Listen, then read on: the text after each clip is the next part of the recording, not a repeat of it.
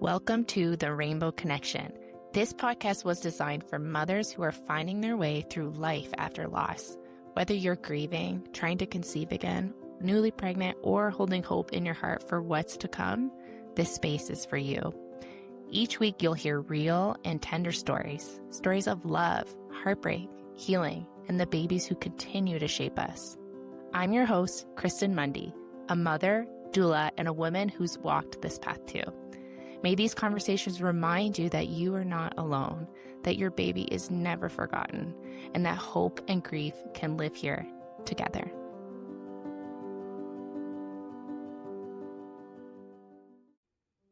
Are you trying to conceive after loss, or maybe thinking about trying to conceive after loss? I know this journey can feel so incredibly heavy, lonely, and overwhelming at times. The hopes, the fears, the grief. It can really feel like no one truly understands what you are actually carrying. And that's exactly why I created Mother Like No Other, a nurturing, flourishing community for women navigating this tender season. Here, you are not just joining a group. You are stepping into a space where your feelings are held, your experiences are understood, and your journey is honored. You'll connect with other lost moms who truly get it, learn practical tools to help you through those really hard days, and gain guidance from me and other guest speakers on the topics you're really wanting to learn.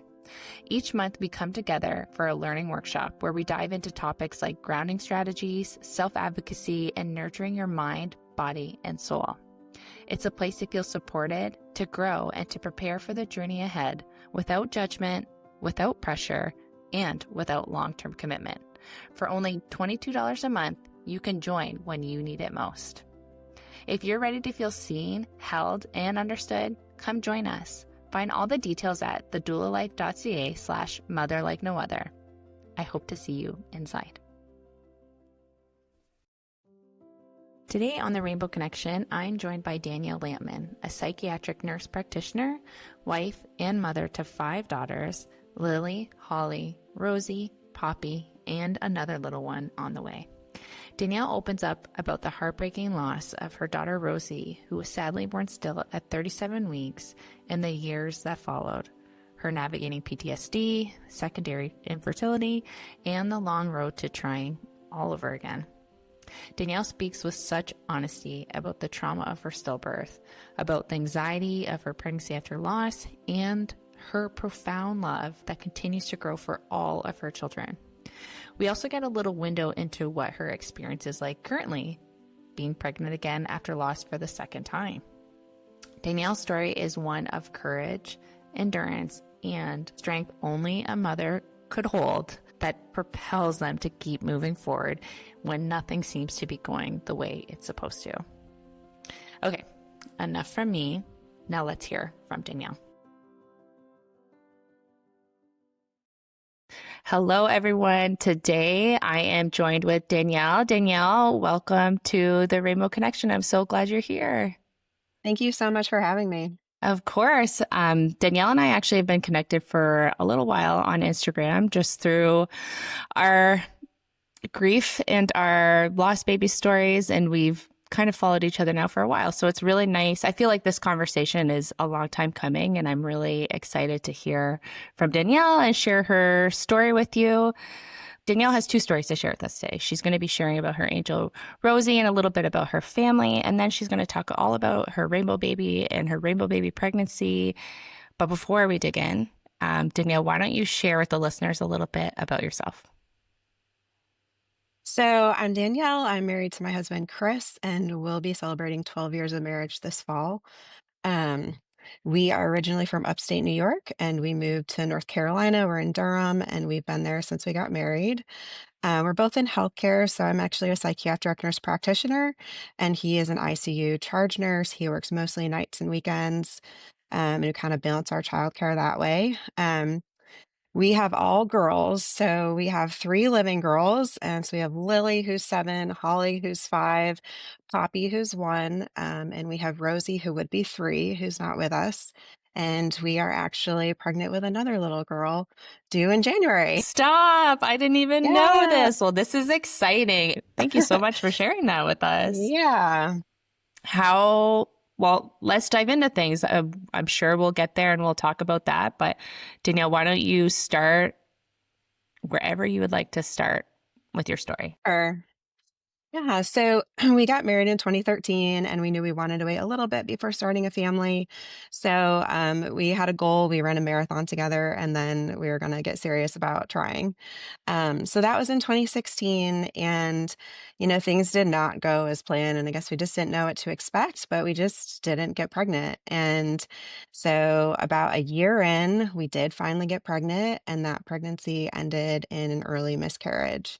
Like never saw the heartbeat or anything like that. But that at the time felt pretty devastating, mostly just because I was really in a place of like, are we ever going to be parents? Am I ever going to have a baby? And I remember feeling pretty sad about all of that until I got pregnant again, which was the following fall. So it took us 18 months to successfully get pregnant the first time, which feels like a long time when you're just waiting month after month and don't have any living children. Oh yeah, and just yesterday I had a guest on the podcast that we spoke about how waiting for your baby is really the hardest part, the waiting. Yeah, absolutely. So, but that was our Lily, and things went really smoothly. It was a very textbook pregnancy, no issues, and I somewhere along the line kind of fell into like the crunchy, like I want low intervention. I don't really want to get an epidural. When I was having a hospital birth with midwives. And I did go into labor on my own a couple days after my due date. I did really well with labor, but like got stuck in transition with a cervical lip. Hmm. Ended up getting an epidural, pushing for a couple of hours, and then she was here with us. And she's been a joy ever since then. She's 7 now. Yeah, and so we knew, given that it had taken us so long to get pregnant with her, we knew we wanted more kids. We wanted to start trying right away. Um, when she was about a year old, I did get diagnosed with low AMH, which is like low ovarian reserve, which doesn't affect your ability to get pregnant now, but it can, indicate how well you'll respond to fertility treatment or maybe how much time you have left to have babies. So, with that in mind, like we got started right away and we were really surprised. Like, we got pregnant within just a couple of months. And I was in grad school. And so we had our next baby coming. And that was Holly. And so she was actually born 3 weeks into the pandemic in March of 2020, which is a whole other experience. But her birth was really beautiful. Things moved a lot more quickly. I didn't get an epidural. It was just me and my husband because it was COVID. And so she was born like without any intervention. I will Hmm. say like that experience felt a little out of control, like things were happening to me. And like especially like looking at the pictures after she's born, I just looked so bewildered, like what just happened to me. Hmm. But overall, it was a really positive birth experience. And now we're parents of two and really excited about that. We still like, we didn't feel like we were done, and so right when Holly was a year, we ended up getting pregnant right away again, which, Hmm. all through my story, like, my fertility changes quite a bit, and I don't have any really explanation for that, and I don't know, but we were just really grateful, like, wow, we got pregnant, like, within 1 or 2 months, with Rosie, and so the timing of it, her due date was December 27th. So she was going to be our Christmas baby. And I think one of your questions is like, what are your favorite things about your baby that you lost? And her name is one of my favorites. Hmm. Out of all my babies, yeah, like they're all flower names, and hers is my favorite, and I feel really sad that I don't get to use it, in the ways that I would have wanted to. So her name is Rosie Noel because she was our Christmas baby. That pregnancy was pretty straightforward as well. I did get sick quite a bit. Like I had several colds in the first trimester. I had COVID right at the end of the first trimester. I had a couple of GI bugs in the third trimester. Like I just couldn't like stay well. Um, Well, two but kiddos other at home, right? Too. yeah, Hmm. exactly. And they were in preschool and all that. So other than that, everything was fine. And because I had COVID, at 13 weeks, the protocol at the time was to do like an extra growth scan at 32 weeks. And so went to that and everything was fine. Um, I went to my 37-week appointment, which was on a Monday, and everything was fine. She, listened to the baby and sent me on my way. And then it was 3 days later, Thursday. I had like a little baby shower at work that day and came home. And, my husband was getting ready to go to work. And I was busy with the kids, and I do remember having a thought like, "Gosh, I don't know if I felt her move that much today," but I must have felt something enough to, like, not drop everything and, like, do some kick counts. But so just went through my evening, and I got my kids in bed, and then I was feeling really sick, like, to the point where, like, I took my temperature and was like, "Gosh, I really hope I'm not getting COVID again." Like, it was just, like, kind of like chills and malaise, like, headache, just, like, really not feeling well. And so I laid down and I was like, "I really need to do some kick counts." Like, I'm not feeling her very much. And I was just feeling so unwell that I didn't like, I fell asleep. That Mm. was, like, around 9 p.m. And then I woke up again at midnight, and she was always super active in the evening, like at night. And I woke up and pretty instantly like knew something was not right. Like I couldn't feel her at all. And I pretty quickly like started like poking and prodding my belly, and like I jumped out of bed and went downstairs. Like I was still feeling really sick, like I had been. So I was like heating up a rice bag because I had these horrible chills, and, drinking something, eating a granola bar, and like not feeling anything. And like texted my husband who was at work at the hospital, like right away, like, "Hey, I'm a little worried about this." And then I pulled out a home Doppler that we have, and I was like not really picking things up. Like something was coming in here and there, but it was low. And I was like, that's probably my heartbeat. And so I was like pretty panicked at this point, and it might have only been like 10 minutes, but I like called the midwife right away. And so it's like a paging system. So I left my phone number, and you're supposed to wait for them to call you back. Well, they didn't call me back. And so then, like 15 minutes later, I paged again and they still didn't call me back. And at this point, I was so concerned and just like in a state of panic. And Mhm. so I was like, I'm just going in. Like, I don't know why they're not calling me back, but like, I need to go in for my own like mental health. Mhm. And so, of course, my kids were sleeping. And so I, texted a friend or called a friend. And luckily, she had her phone on. She came over. It was about 1 a.m. So she stayed with them. I threw my hospital bag in the car because, I was 37 and a half weeks. Like I was ready to go, and threw that in the car, took a car that didn't have a baby car seat in it. And like, I don't know if that was like just my intuition that we wouldn't need it, or if I was just like, oh, we'll grab it later if we need it. But like raced off to the hospital, and my husband met me there, and I still had felt no movement the whole time. Um, and so, he walked over from his unit at the hospital, and like he didn't even badge out of work. He was just like, "Oh, Danielle's just anxious. Like, we'll just go get this taken care of real quickly, and she'll be back home to bed. I'll come back to work." And so they get us in the room. My midwife is trying to use the Doppler to find her heartbeat. And like, again, she's picking up something, and she's like saying stuff like, well, I'm just not sure about the differentiation. I think that she was talking about like my heartbeat versus baby's heartbeat. Mm. And so they pretty quickly called in a resident to do an ultrasound. And the resident pulled up the ultrasound, and just instantly, like, I'd had several ultrasounds, like, I could just tell, and, like, I hear so many lost stories where everyone talks about the moment they hear those words. My story's a little unique because I was the one who said I said, "There's no heartbeat, is there?" Because I could just see it, and she was just still, and, and I think the resident was trying to just be sure before she said anything, but, she was like, "No, there's not," and, like, of course, that's just when your whole world shatters. 'Cause it's like I knew about stillbirth. Like I listened to tons of birth stories, and one of the podcasts I listened to had featured several in October of that year for Infant and Pregnancy Loss Remembrance Month.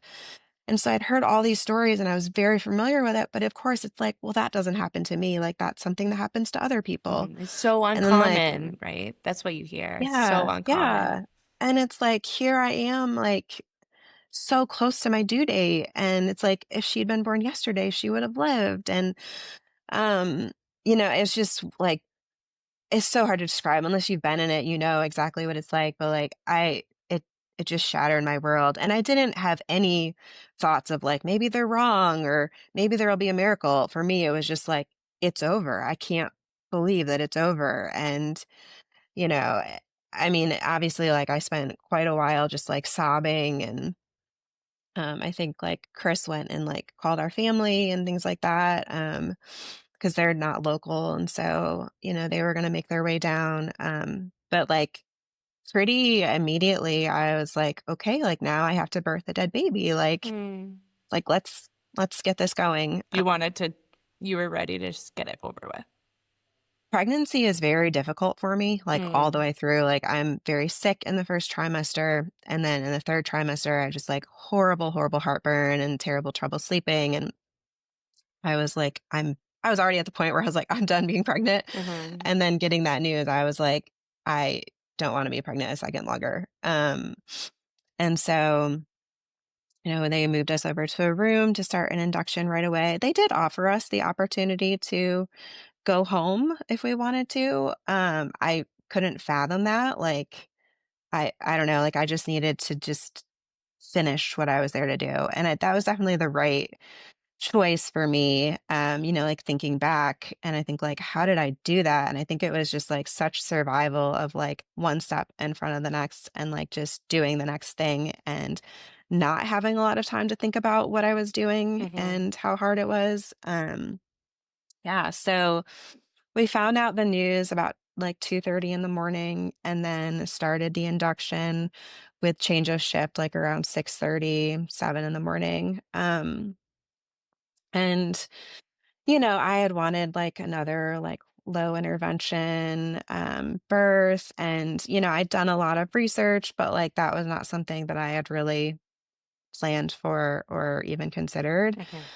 And so I was like making a lot of decisions, not just about like how to practically go about the induction process, but also like they're sending people in talking to me about, like, "Do I want burial or cremation? And you need to decide what funeral home you're gonna use," and, like, all of these things that I had, like, no preparation to make any of those decisions, and, like, the baby wasn't even born, Mm-hmm. and it just felt really overwhelming, to be, like, thinking about all of these things and trying to make all of these decisions while I was, like, in a state of, like, trauma and grief.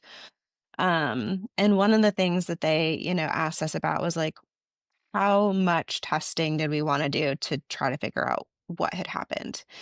And so I basically told them, like, whatever you can do with drawing my blood, do it all. Mm-hmm. Like we didn't want to do an autopsy and we declined genetic testing at the time, like on her. Placenta. No, they were gonna send placenta to pathology anyways because I'd had COVID. Like that was the standard protocol. Mm-hmm. Like even if she'd lived, that's what they would have done.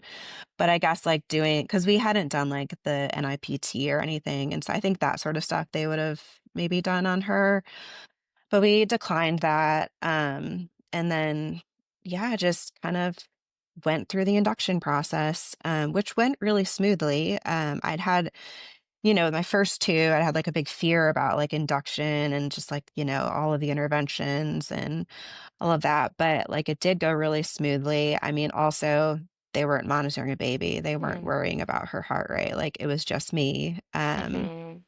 and I remember them telling me, like, "We'll check you whenever you want, like, as many times as you want, like, we don't really have to worry as much about the risk of infection," like, all of these things. It was, Mm-hmm. like, just a lot less things to worry about. Yeah, well, and if you come from the crunchy birth world, all those interventions are the things that you'd avoid, right? Because of protection of your baby and your labor. And now Mhm. it's like, now you're doing them all. And all of a sudden, it doesn't matter. And it's, Yeah.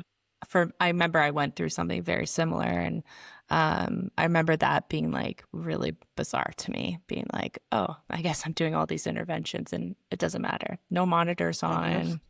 Hmm. Didn't matter about getting Pitocin. It just was very Yep. surreal. Hmm. Yeah. Hmm.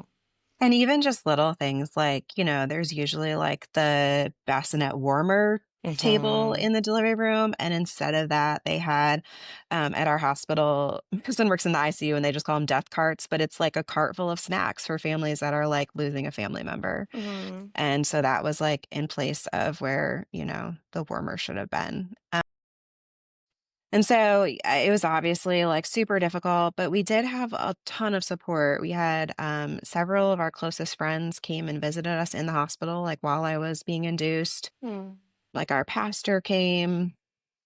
Um, my family ended up coming, like they flew down. And so they were actually there with us for the delivery, my parents.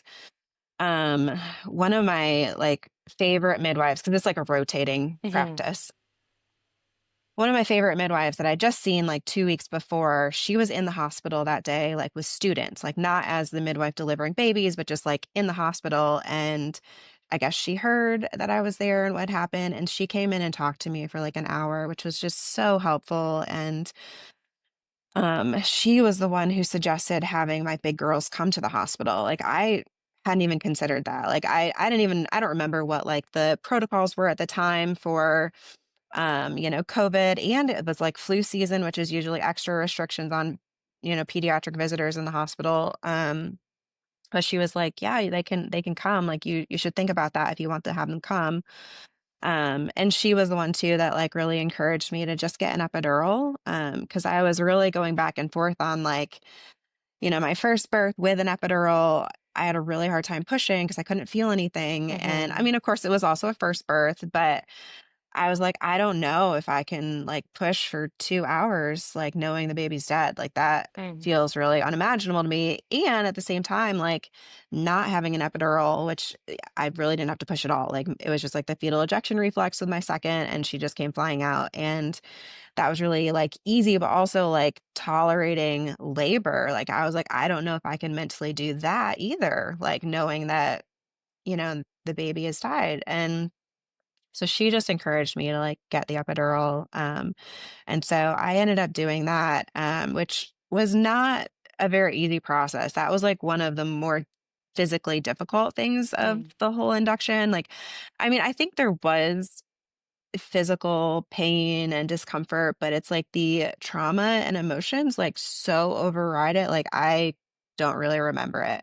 I Hmm. do remember that like getting the epidural was I was very distraught. I was like sobbing. It took them multiple tries. And like my blood pressure spiked enough that my midwife is like, yeah, I'm gonna run like the preeclampsia stuff on you. I think you were just really stressed out. Hmm. But that was, like, a pretty difficult thing, but once I had it, it was actually, like, a really good epidural. It was not like the one that I had in my first delivery, like, I could still move around, I could still feel things, but just, like, Hmm. not pain. And I didn't, like, press the button at all, so pretty much by the time I was ready to deliver her, I could feel, like, enough. It was not, it was not as intense as my deliveries without an epidural, but it was not just, like, the complete numbing that I'd experienced the first time. So, Hmm. um, start to finish, it was about 12 hours, and I just remember, like, sobbing throughout the day and being like, "How am I gonna do this? Like, how am I gonna give birth to this dead baby?" And, of course, my hospital bag that I'd packed expecting, to be bringing her home, and so I'm going through it and, like, pulling out the outfits and the going home outfit and just, like, sobbing, like, "We're not gonna use these," and, it was terrible. Hmm. And then, like I said, I was like kind of in a hurry to just like get it done. But then when it really came time like for delivery, I all of a sudden was like, oh no, no, like I like this is final. Like once she's out, she's really gone and like it's over. And so like I just remember like being in the middle of like pushing her out and just screaming like no, no, no, no, no. And like and then and then it was just like a normal delivery. Like they set her on my chest. Um, and I forgot to mention, in addition to my parents, I had my doula there, and she'd been there with my first. She's a friend of mine. Um, and it's like she videotaped everything, and she was just perfect.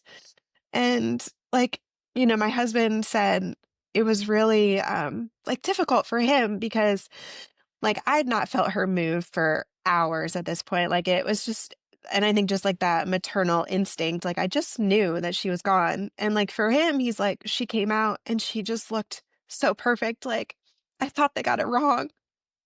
And I think that's really difficult too, like seeing your husband break so much.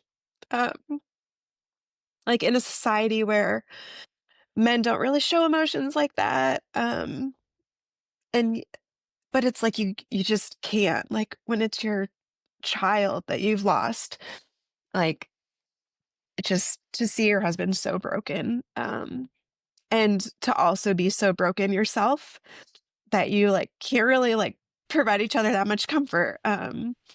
Well, it's also But like a man's experience because, like you said, you're her mother. You're feeling her not in you anymore, like her not being there.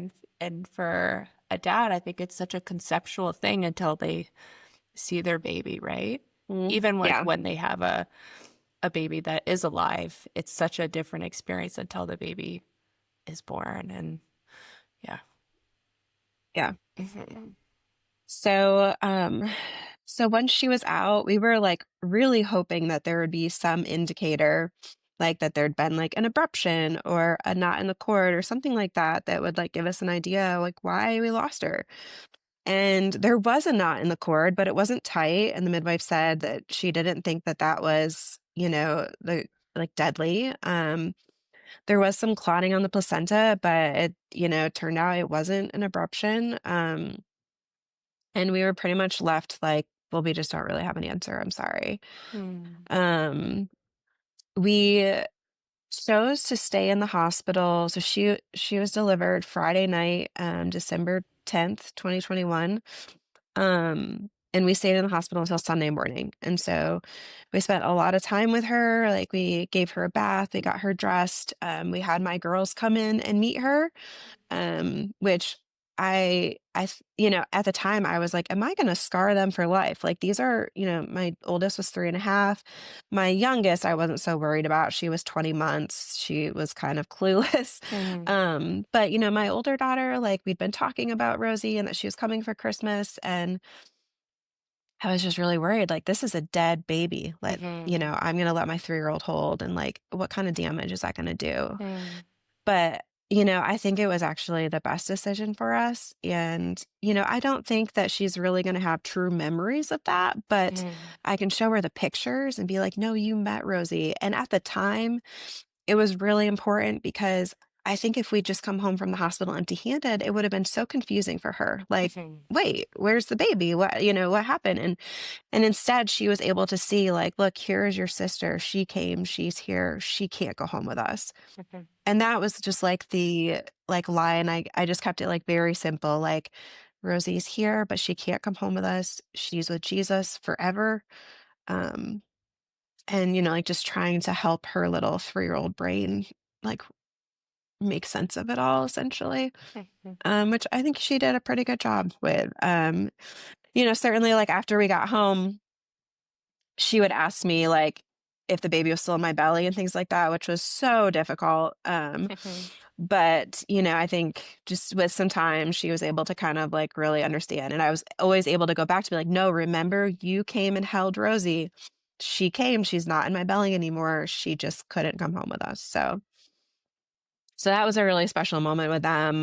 We had like all of our family, like my in-laws flew in from Florida, my parents flew in from New York, my brother drove down from New York, just to meet her. And I knew that our time was like really short. And so I just invited literally like every friend locally, like, please come. Like, this is your only chance to see Hmm. her.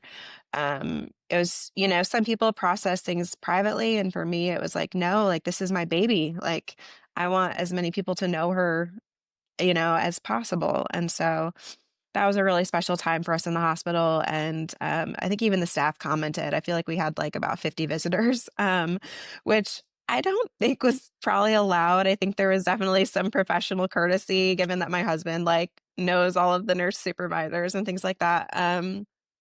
But I'm still just really thankful for that experience. And I think just like being surrounded by all of that love and support was just really crucial for us.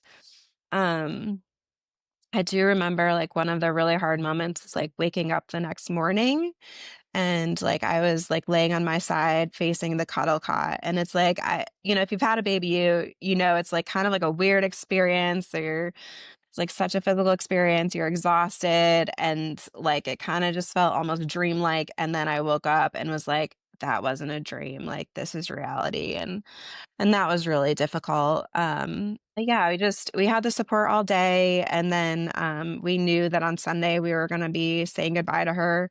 We had the cuddle cot, but honestly, she was in people's arms all day. She Mm-hmm. was really not in the cuddle cot.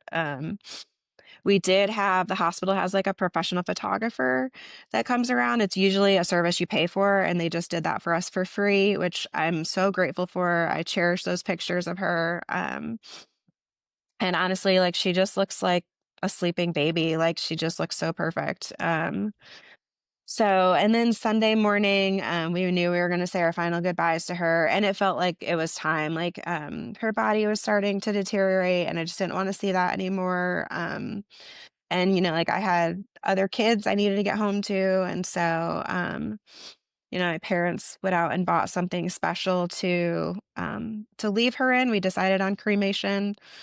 And, because I had gone back and forth on like, we have this outfit that my other two daughters wore home from the hospital. And like, do I leave her in that or do I hold on to that like for their, memories? And also like, will we maybe use it again? Like, I don't know. So we did pick something special just for her to leave her in. And then we had to say goodbye, and I had been dreading that moment since I found out that she died, essentially, like, I'm gonna have to leave this hospital without a baby, and, it's so hard. Um, just, like, nothing prepares you for that, and, we left with a box full of her things and her molds of her hands and her feet and clippings of her hair and her umbilical cord and just any piece of her that we could keep, we did.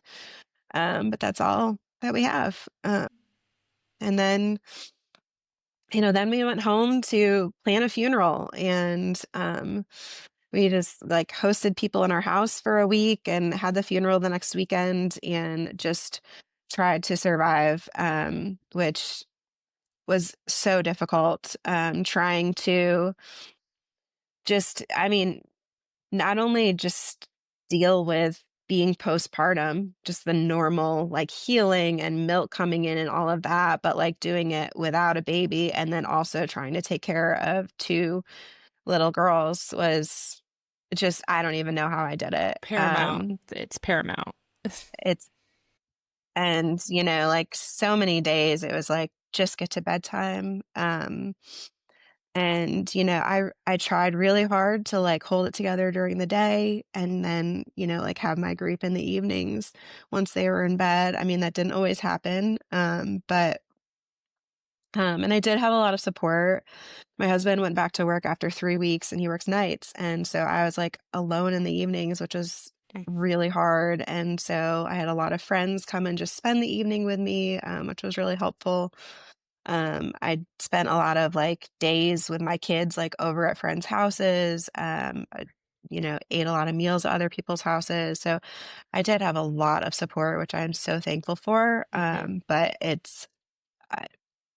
it's like another kind of trauma, those early days of grief, and like trying to survive. Like even I would say probably the whole first year is like extremely difficult. Mhm.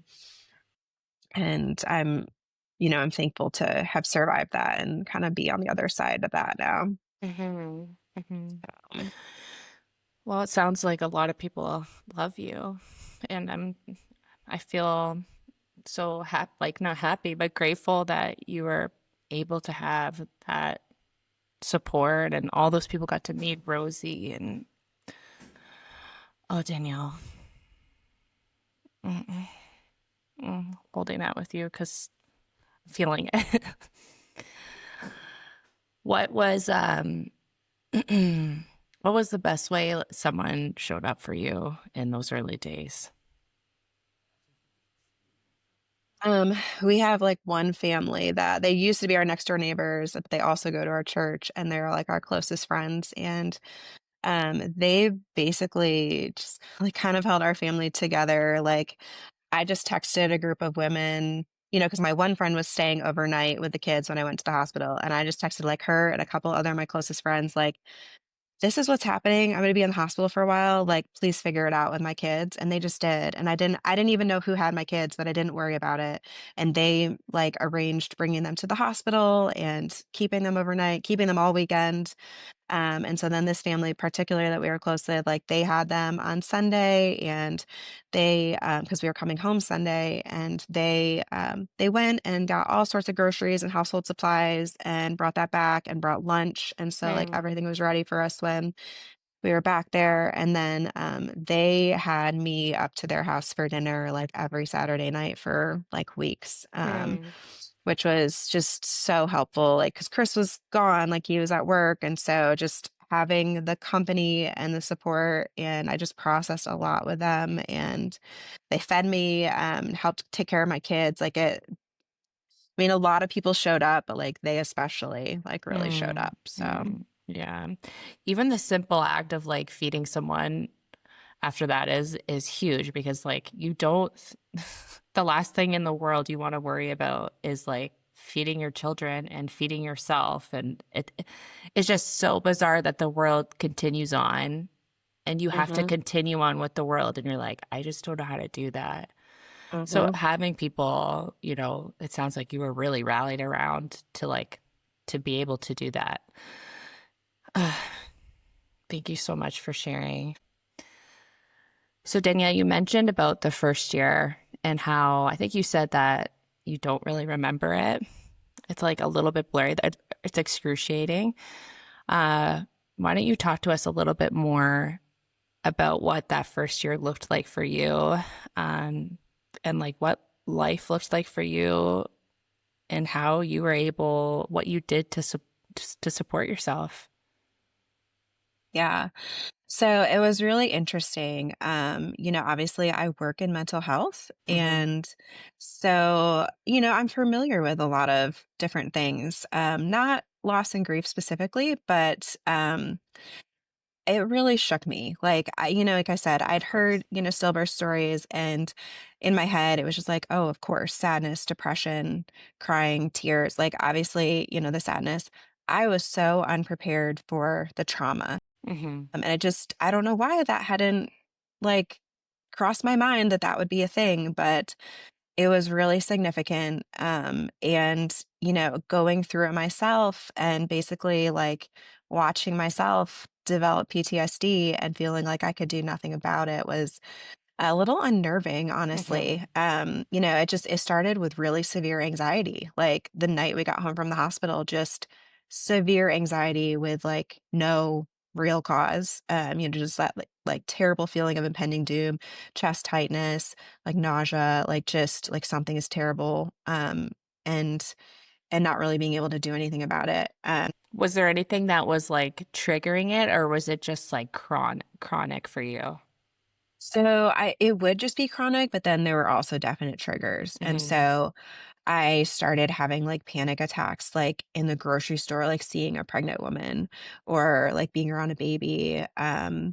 And I even had, it was just one time, but it was pretty awful, like one of those textbook like nightmares, wake up screaming and thrashing. And, I'm not a very dramatic person. And my husband was home at the time, and he was like, that seemed really theatrical, but you're not a theatrical person, and there's no one here to, be theatrical for. Hmm. And so I think that was just kind of like really eye opening for both of us, like just how much trauma was really impacting me.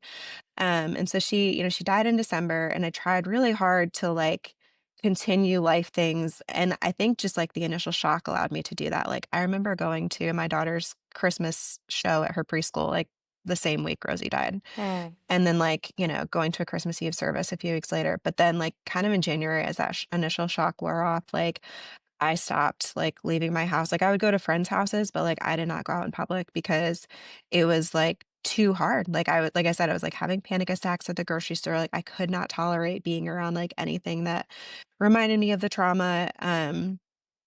Like having to go back to the midwife office for the 6-week visit was like excruciating. I'll get more into this, but like having to go back to the hospital was all of it was terrible. And so I didn't really go anywhere for several months. And I started working with a psychiatrist. Luckily, because of my career and my background, like I have pretty good connections. And so Mm. we have a women's mood disorder center locally through our healthcare system. And I had the personal cell phone number of one of the lead psychiatrists there, and I texted her and she got me in the next day. And so I've been working with psychiatrists there. I mean, still, I still see her every few months. Um, and, definitely started taking medication just so that I could like function in life essentially. Mm-hmm. And, just dealing with all of those trauma symptoms. And then eventually, the next fall, I finally did trauma therapy. And I think it took me some time to be ready to do that. The first thing that really got me out of my house was I went to a lost mom retreat in Colorado and I flew to Colorado.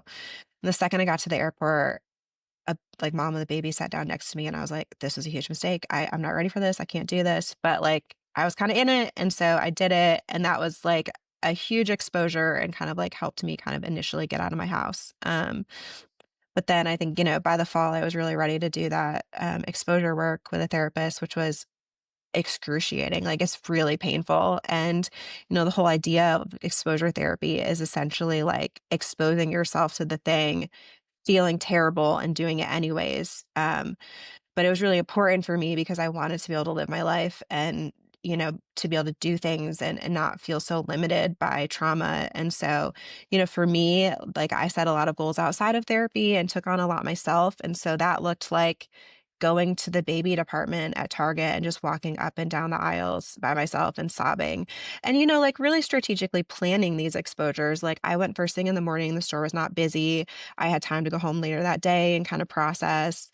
Um, things like that. Or like another big one for me was like at work, I like could not go into this one conference room because that's the room we'd had my baby shower the day she died. Hmm. And so like I picked a day, like my last day of work for the week, end of the day, went into the conference room when I knew it would be empty and just like sat there and sobbed and just like let all of those memories come in and like process it. And then, I was able to go into the conference room again. And so it was a really hard and difficult process, but I'm so thankful that I like put in the work because um, you know, life looks a lot different today and I'm able to pretty much live my life the way that I want to, Hmm. which is really important to me.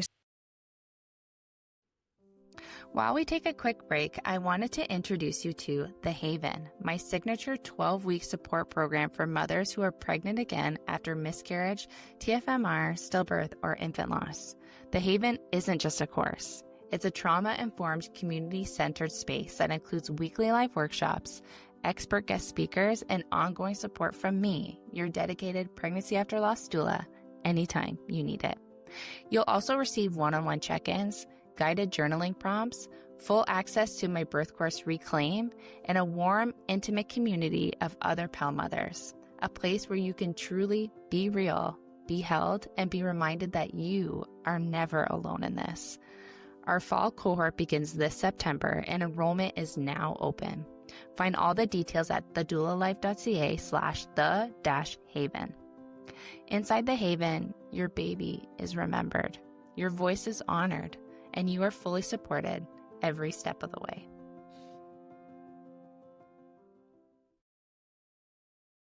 A lot of hard work, for sure. A lot of hard work. It is so much harder to face your grief and face those huge emotions.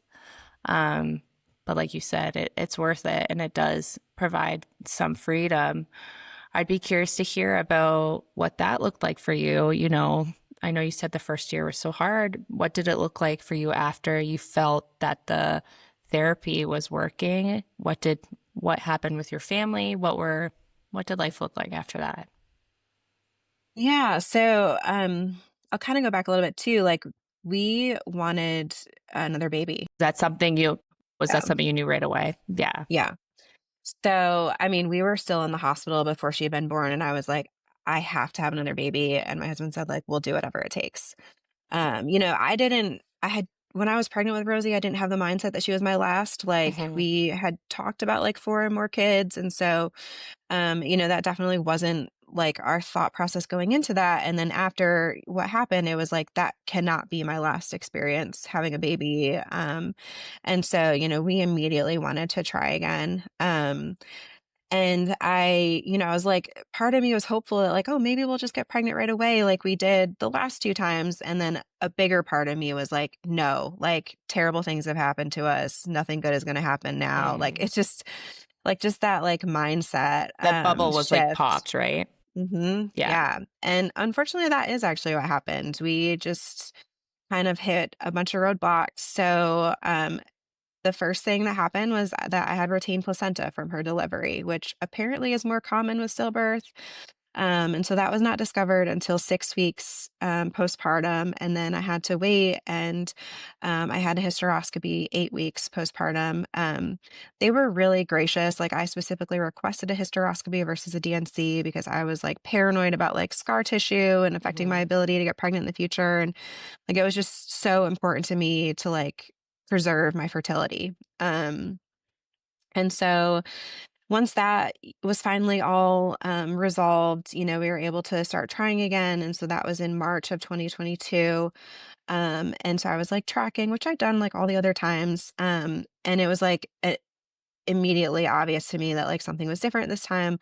And I was having luteal phases that were like 6 or 7 days long and like not getting pregnant, obviously, Hmm. because that was so short. And then I also knew that I had like the history of the low AMH. And so I went right to a fertility clinic, a doctor that I'd worked like very briefly with before. And so she right away got me on like ovulation induction medication and progesterone to increase my luteal phase so that I could hopefully get pregnant.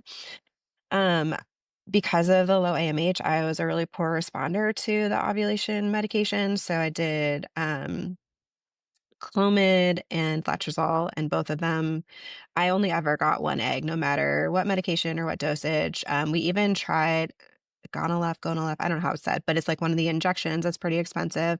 Same thing, one egg, didn't get pregnant.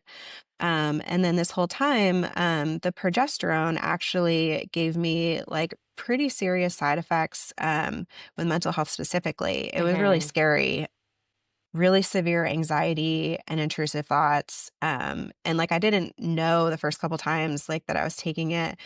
It just was like, what is happening? This is really scary. And then I finally like put two and two together, like, oh, this is a progesterone. I feel this way every time I take it. And so I worked really closely with my psychiatrist to like adjust medications, like just for the luteal phase and things like that to try to make it a little more bearable. But that was really difficult. And so we just did this for months and months and months, while trying to like process grief. And, I think, like secondary infertility at some point after loss, like it became its own like source of pain and difficulty. Just kind of like all of that together. It was a really dark time. Hmm. And everyone around me was having babies. People were getting pregnant accidentally. Like it was excruciating, and, like, all I wanted was a living baby, and so, we kept trying, and I will add, during this time, we did send our placenta to, a doctor at Yale that specializes in stillbirth, and so this is Dr. Kleeman, and so we got the pathology report back from him and finally had an answer. Mm. And so the answer to Rosie's asked was that it was fetal maternal hemorrhage caused by cord compression.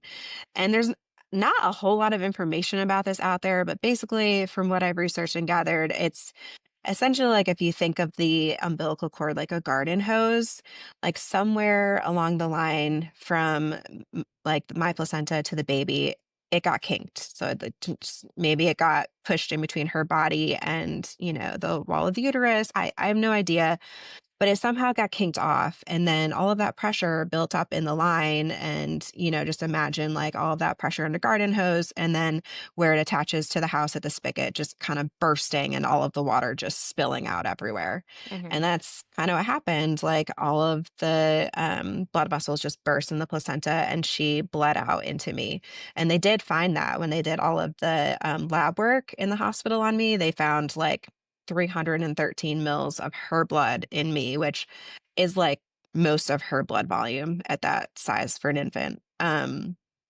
So we finally had an answer. However, like in the report, it says like fetal maternal hemorrhage is unexpected, unpredictable, and therefore unpreventable. Like you can't know it's happened until it's happened. Hmm. And so, I honestly didn't struggle too much with, like, guilt over her birth, like, I pretty much felt like I had gotten there as soon as I noticed something was Hmm. wrong, um, but, like, that took away, like, any maybe doubts because I was like, "No, like, you it happens quickly, like, you can't know that it's happening and, like, until it's done," and that, honestly, for me, made a lot of sense because all of those symptoms that I was having the night that she died are, like, really common blood transfusion reactions. Mm. And so, if she's just like hemorrhaging out into me, it would make sense I would have felt that way.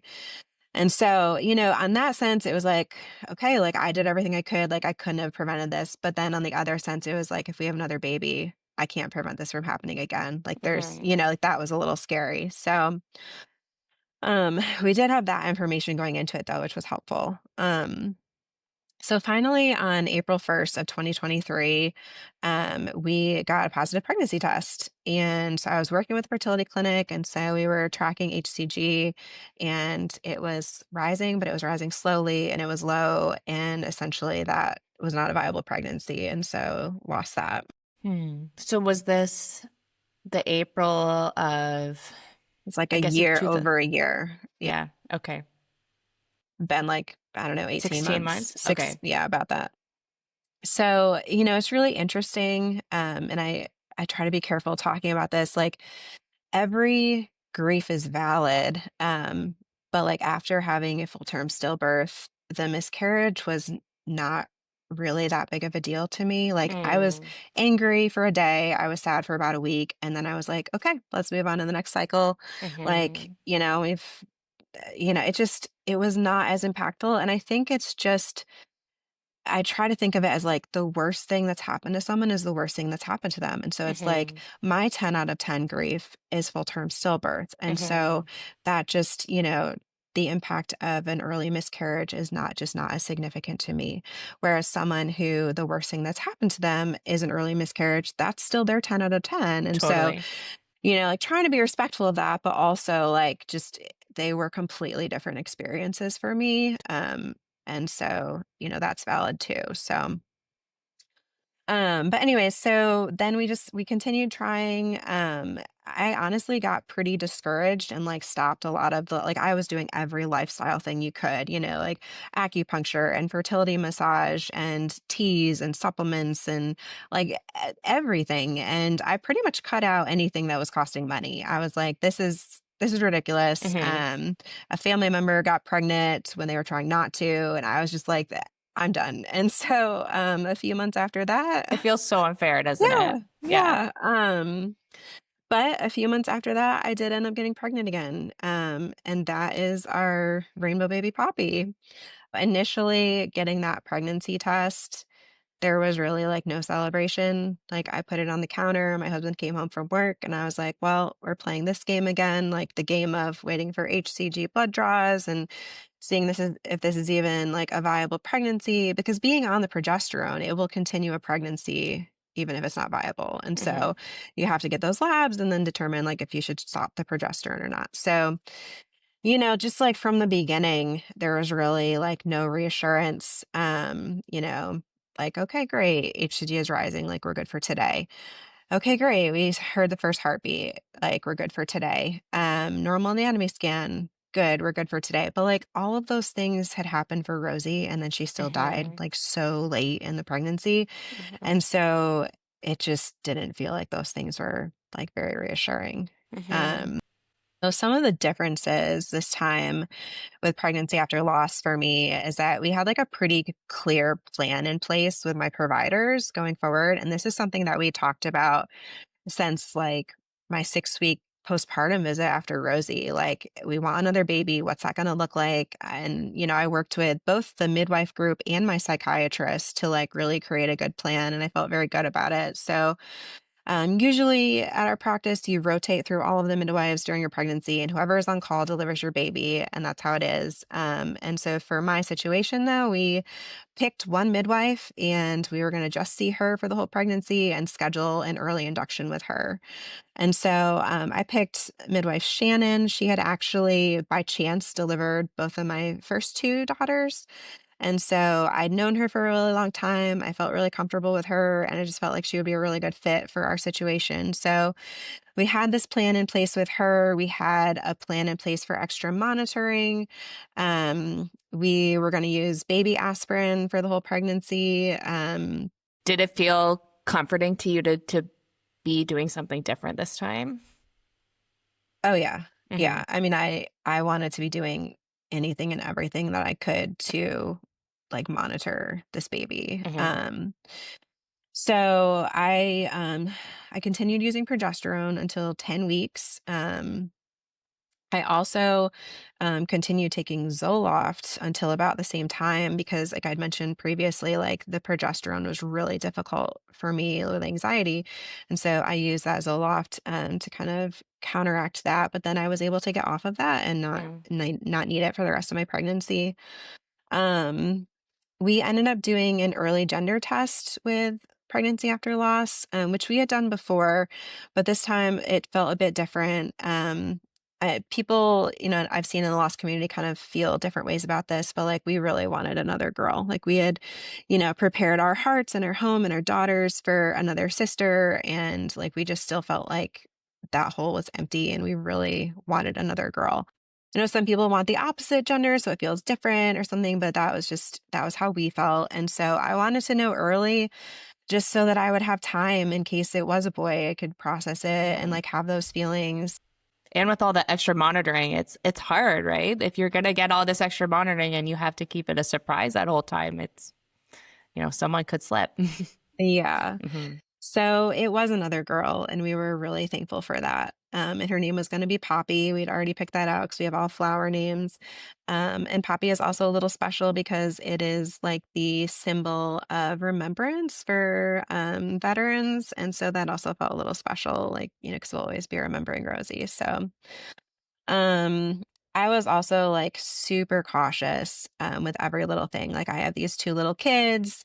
We like in the swimming pool, making sure they're not like kicking my belly, making sure they're not like rolling over me on the couch. Like I was just very protective of any little thing. Mhm. Um, I was also like constantly aware of baby movement. I did use the Count the Kicks apps for a little bit, but ultimately like ended up not using it because I was like, I'm just doing this all the time anyways. And so I was like really, really on top of that, which also felt a- anxiety provoking. Like I remember the first half of the pregnancy, I just had a ton of like denial and detachment, um, and not a ton of anxiety, like kind of just this like, well, they can't do anything anyways. Like if I lose a baby, like I'm already on Mhm. progesterone, like I'm doing all of the things.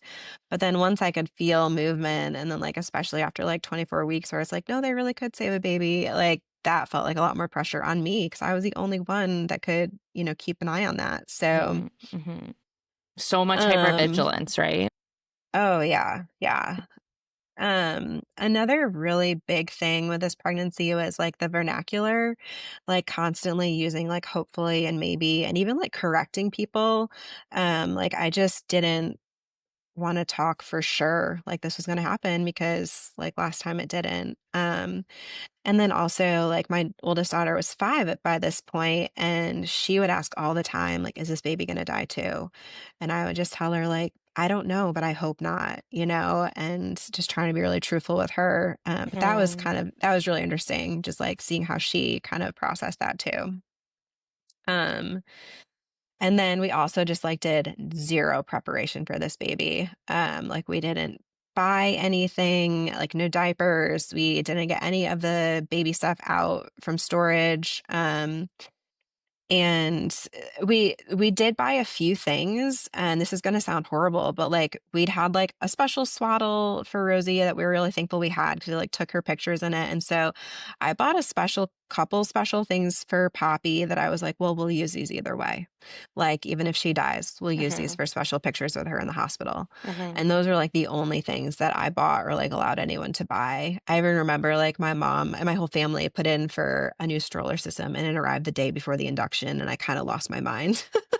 Like, "What are you doing?" Like, but yeah, that was another really big thing, because we'd had to put away all the baby stuff before, and I'd had to return, like, boxes of diapers to stores, which was just terrible, and I just didn't wanna do that again. I also, like, I did kind of prepare a little bit for, like, labor. I was hoping for no epidural, but that was, like, a very small thing. Like, I was basically like, "I just want a living baby." Like, if you have to cut her out, please, like, low threshold for doing that. Like, I just wanna bring a baby home, which was such an opposite mindset from, like, my first 2 babies. I was going to ask, like, how did that feel coming from a crunchy birth world where you might have had all these birth preferences to changing them to being like, I just want my baby out? Yeah, I think it just changes your perspective so much, Totally. like my first delivery, it was like, "Oh, the worst thing that could happen would be an induction and the cascade of interventions and a C-section." And then now it's like, "No, no, the worst thing that can happen is a dead baby." And so, or a dead mom. Like there's Hmm. far worse things. And so, yeah, it was just a lot different. And I Hmm. just wanted her out. I know people feel differently about that after a loss, but like I just wanted her here and out and me not to be the only one that could, like, keep an eye on her. So, that was kind of the plan going into it, and I had been one that was, like, really big on, like, prepping with birth stories, and so that's why I'm, like, so excited about this podcast and was, like, so eager to be on because, here I am, like, trying to search, like, pregnancy after loss, early induction, 4th baby, like, there was Doesn't no exist. I know. there are no birth stories for an early induction for your 4th baby after a full-term stillbirth. That was totally my experience too, where I was like, I lived on birth stories before, and there's a really popular birth story podcast out there. And I remember searching any lost story on that podcast, and there was maybe like three. And I was like, Yeah.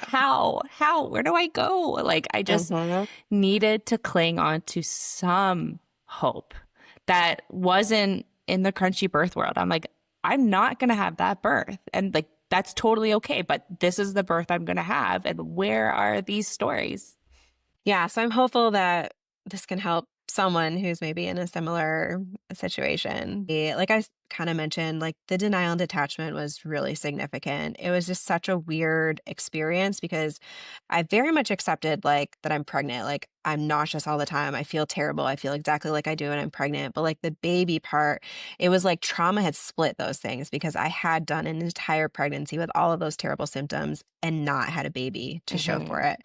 And so I'm surviving pregnancy, but like not really connecting that there's actually a really baby, like a real baby. Hmm. Like, Your baby. yeah. Hmm. And so that was really weird, especially like when I first started feeling movement. I remember just being like, what was that? Like just really, like It's really bizarre. disconnected. Yeah, it was really weird. And then also like I didn't want to talk about it with anyone. I generally don't show super early, and so, like, I didn't even really, like, tell anyone besides a couple really close friends or, like, lost moms until, like, around 20 weeks, and that was when I kind of felt like people might start being suspicious, and it just to me, it felt like, well, first, like, if I publicly announce it, like, I might jinx it or something, but also, like, the more significant worry was that like as soon as I tell people about this baby, they're gonna think like we're fixed, we moved on, we have a new Mhm. baby, and they're just gonna forget about Rosie. And that was such a huge fear for me. Mhm. Um, and like we know like babies don't replace babies. There is no fix for baby loss. Like grief is gonna be something that you carry with you forever. Mhm. And but like I just don't know that many people that haven't experienced it would really like understand that. Well, I think people too are just so uncomfortable with their own discomfort of how you're feeling Hmm. that for them being happy for you and congratulating you also helps them feel better, Hmm. you know? Yeah. Yeah, I didn't really appreciate the congratulations. I would always tell people like you can wait until April. Mhm. Yeah, I just yeah, and unfortunately right around that 20-week mark when I felt like I needed to start telling people was right around Rosie's second birthday, and that felt especially hard to be like Mhm. shifting all the focus on the new baby like at this time that we usually really like honor her and remember her. So, yeah, so that was hard. I also found myself being like super superstitious, which I like was not really a person like this before or like really into like spiritual signs or anything. All that has changed. Mhm. And so like with this pregnancy, it was like things that like rationally I knew had nothing to do with Rosie dying. I was like, I am not doing that in this pregnancy. Like, I am not eating that food because I ate that food the week she died, or like, yeah, it was just like a lot of that. And then also like I was sick, just like I was with all my other pregnancies, but I struggled a lot more mentally to get through it because I was like, I could be doing this for nothing again. And then also like dealing with a lot of anger. Like I did all of this Mhm. for nothing, like for a dead baby and just like feeling really angry that cuz it's like for me it's like a whole family sacrifice. Like mom is like on the couch for weeks Yeah, and like not feeling well. pregnancy is really hard. It's really hard. Yeah. And And you didn't get yeah, your right. And it's like, oh, well it's totally it's it's all worth it in the end and it's like, well sometimes it's not. And Mhm. yeah, so that was really difficult. Um, the anxiety, like I said, was not terrible. It was terrible in the very like first week or two waiting on results and stuff, but then it was not terrible, but then definitely ramped up like around 24 weeks when I first started seeing like feeling movement, that sort of thing. And we decided like I wasn't going to travel at all after 24 weeks. Like I was just going to stay close to my hospital and that was fine. I thankfully only had one scare, and that was around 30 weeks. That week we'd had some things like I just felt like bad things were happening to us that week. And I didn't have a ton of movement in the evening and then woke up around midnight and couldn't feel her. And it just felt like exactly like the night Rosie died. Mhm. And like another one of those superstitious things, like I pulled out the Doppler, but I was like, I can't listen in bed because that's where I listen to Rosie. So I'm like laying on my hardwood floor trying to use my I was Doppler gonna and say, like, did you still feel comfortable using your doc? Like, was that something, a tool you used in your pregnancy? I did, but like I definitely like didn't rely on it. And I can't remember. I'm pretty sure I did get her heartbeat, but then I was in such a state of panic that I because she still wasn't moving that I just went to the hospital anyways. And like I didn't call a friend, wait for a friend. Like I just packed up my two sleeping kids into the car and drove with them to the hospital like as fast as I could. And so, yeah, I had my 2 big girls with me in their jammies and got to the hospital, and my husband, was gonna meet us over there. Again, like, he was gone, like, it just everything felt the same, and by the time I got to the hospital, like, she still hadn't moved, and that was, like, 45 minutes later, and, so I was getting checked in, and, like, all of the nursing staff was wonderful and super supportive.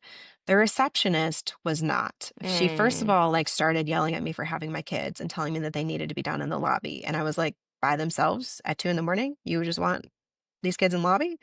I was like, "No, like, my husband's coming, we just need to do this, like, we need to get checked," and then she's, like, getting me checked into the room, and she just kept going like, "It's fine, the baby will be fine, the baby is fine," and I stopped her, and I was like, "The last one died," and that kinda shut her up real quick, so that was, like, maybe not the greatest experience, but, like, the midwife and all the nurses were so wonderful, and they Mm. were like, "Come back anytime, like, if even if it's just for you needing reassurance, like, we are always here." Like, they were wonderful, and, of Mm. course, as soon as they got her hooked up, she started moving again, and everything was fine, But because of that scare, we did move up our growth scan from 32 weeks to 31 weeks. And so we went and had that done.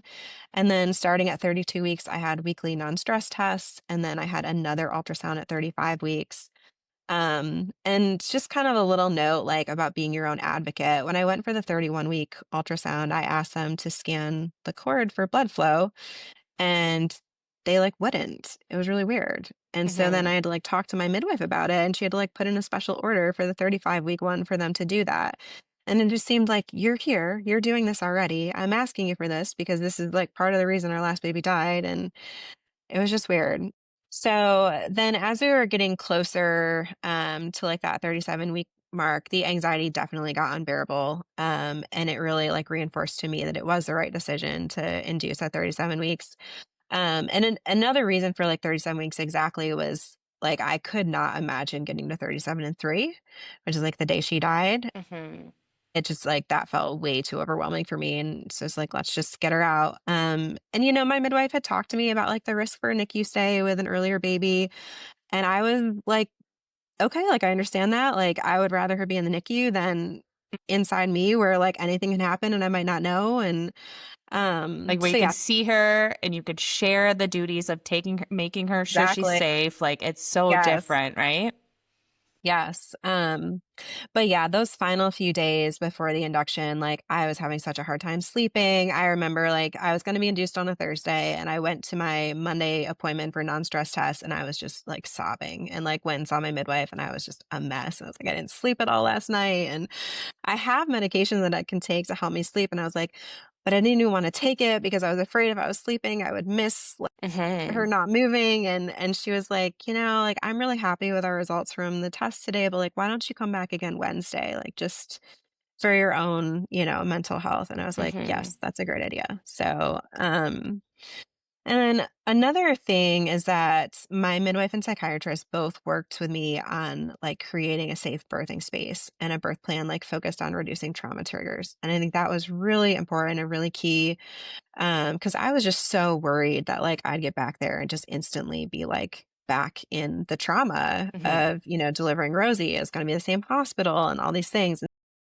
I was just very impressed with, my midwife would ask me every appointment, like, have you thought of anything else we can do? And so, we really thought through everything that we could. And so some of the things that we did that were in the plan was that I was going to go into the hospital during the daylight. I mean, just because it was an induction, previously with Rosie, I went when it was dark in the middle of the night. They were gonna specifically put me in a room on the opposite side of the unit, and I could completely avoid the whole hallway I had been on when I delivered Rosie. I would skip triage, and so I wouldn't have to, like, go to the ultrasound room where I'd gotten the news that she died. I would just go straight to the delivery room. Hmm. Um and then, by scheduling the induction, I'd scheduled it with the midwife, Shannon, that I was seeing the whole time. And then we also like checked the schedule just to make sure that like I wouldn't see the two midwives I'd seen when I delivered Rosie. Like they are wonderful people and did an amazing job like caring for me during that experience. But like I just didn't want to see them again. It just would have brought back a lot of hard memories. And Hmm. so, we made sure like the midwives that would be on the next couple of days, like kind of doing the follow-up checks were all people that, I was okay seeing. We had a plan to have continuous monitoring during labor, which is again something that I probably would have like not wanted in my first Hmm. couple of births, but like this time I was like, no, like absolutely want that. And then we also had a plan for them to come do a bedside ultrasound after the delivery to make sure all of the placenta was out, given that I'd had retained placenta previously, and to kind of have like the NICU team just like on standby. So yeah, so that kind of brings us right to the induction.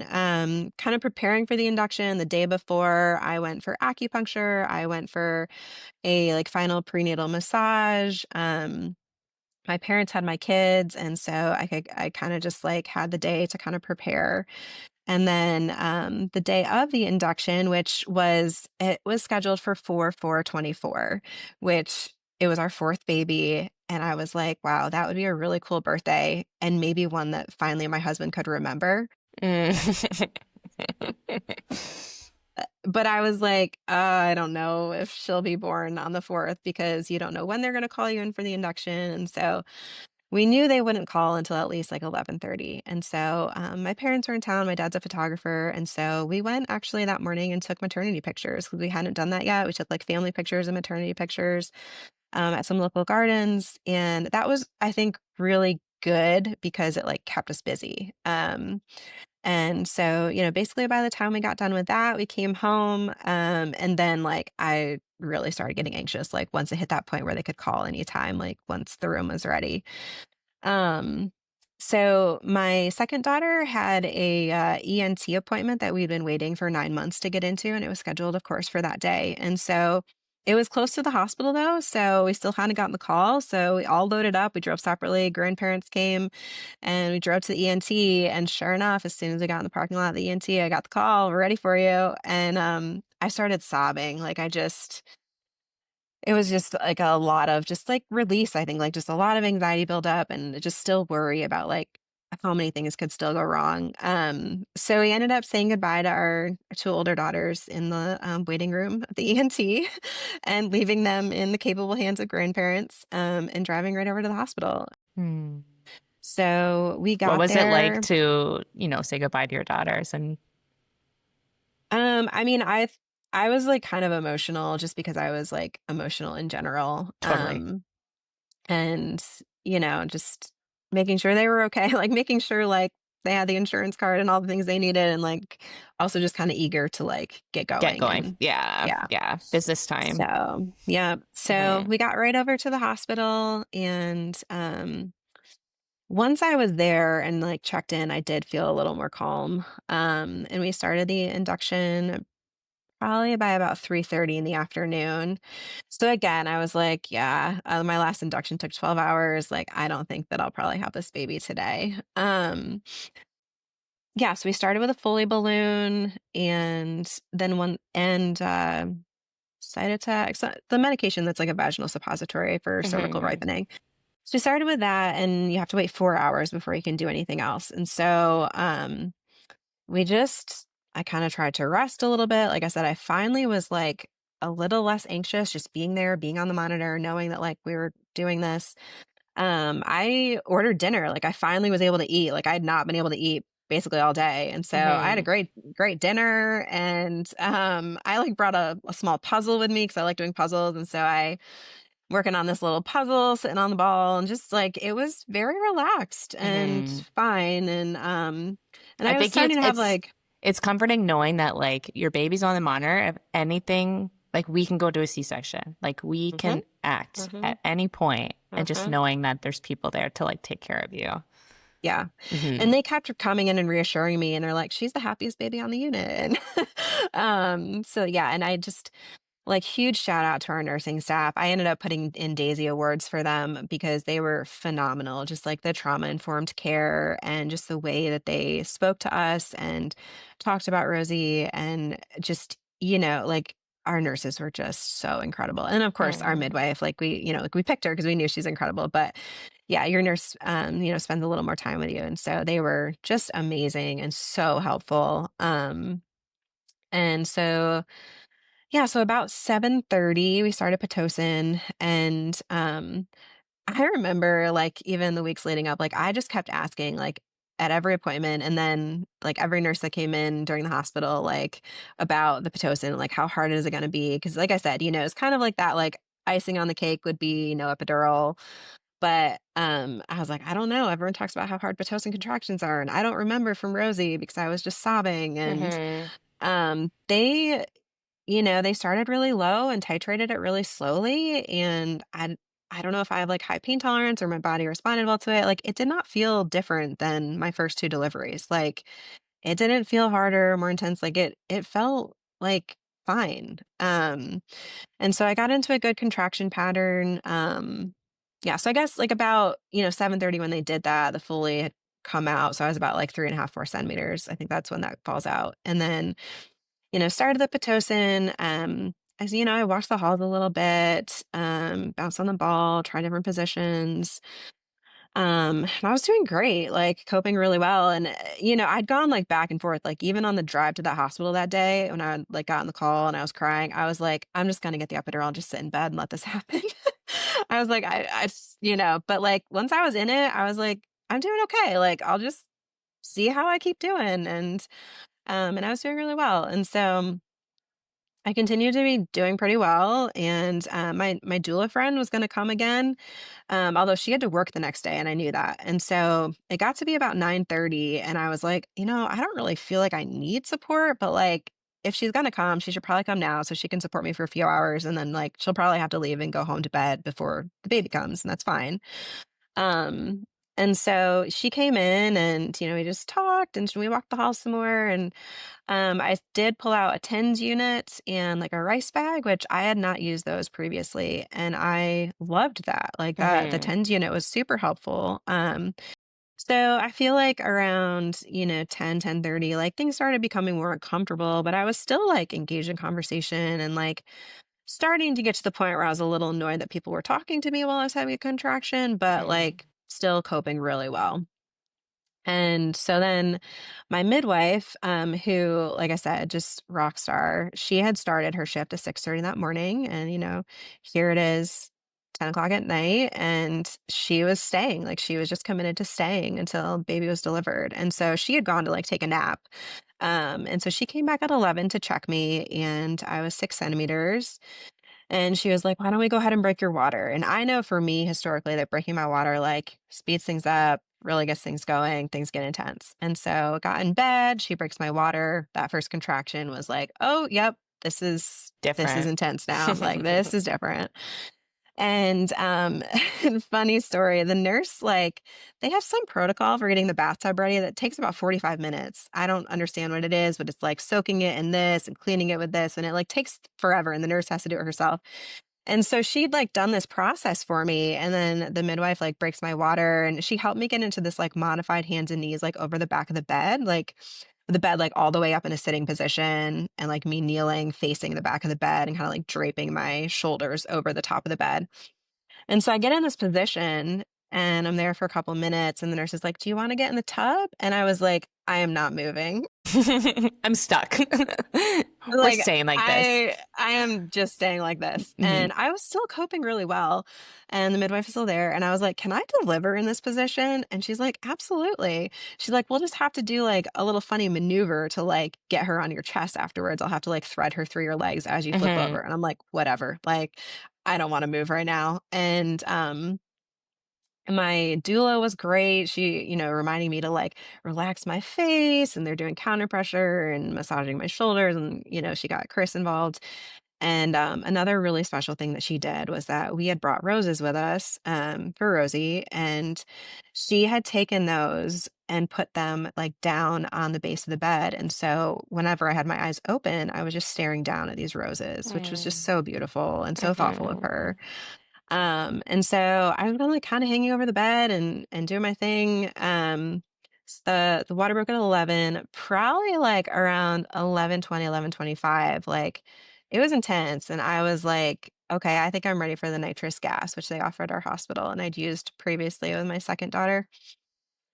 And in my head, I was like, if I'm already asking for this gas, like there's an epidural soon. Like it's like I have so much longer to go. Like, you know, also in my head, I was like, yeah, but when you feel that way, usually you're close to the end. But I was like, Hmm. how can I be close to the end?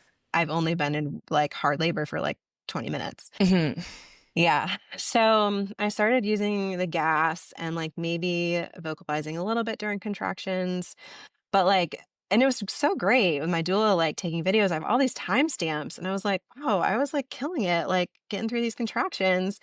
And I was still just, like, talking to people and coherent in between them, which was amazing. Because, like I said, with my second birth that I had no epidural, it just felt crazy and out of control, and, like, I just had no idea what was going on, and, like, this time, like, it was like I'd have a contraction, and then I'd be talking to people, and they were turning down the Pitocin this whole time because things were, like, really intensifying. And I remember having a couple of, like, double peaking contractions and, like, getting irrationally angry, and after it ended being like, "That was 2 in a row, that's not fair." Um, Hmm.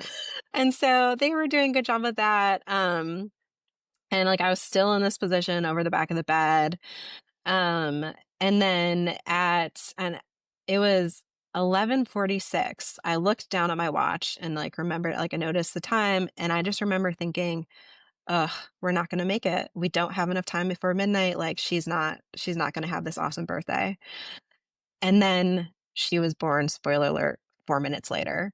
And Wow. so I was, like, not even pushing at that point, and then my midwife had been in there much of the time, but then she'd, like, stepped out to get a snack, I think, and I remember turning to the nurse and being like, "My body is starting to push," and my body had done that with my first, with the cervical lip, and I was really worried. I was, because no one had checked me in a while, and I was like, "Am I okay to push? Like, because if I can't push, please get the epidural in here now. Like, I am not gonna not push again, like, with a cervical lip. That's terrible." Hmm. And, the nurse was great. She was like, "No, if your body, do what you feel right." And she's like, "If your body is ready to push, go ahead and push." And, I was like, "Okay."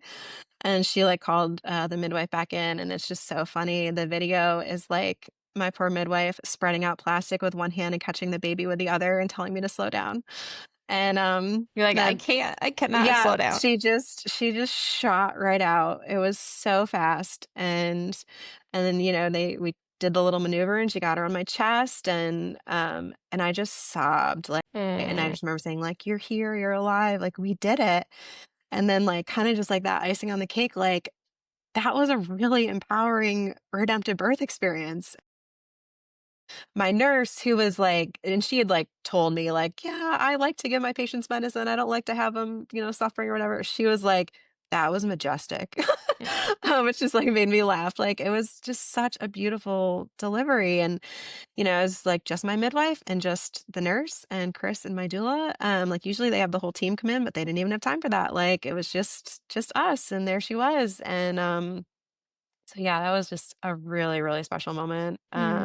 A lot of nurses don't get to see like unmedicated Yeah. births, right? Yeah. So, yeah, so she was there, I could hear her, everything was fine. Like, she was breathing, she was crying. And I remember like turning to my midwife and being like, what sort of damage should that do? Like, that was like really fast. Like, Hmm.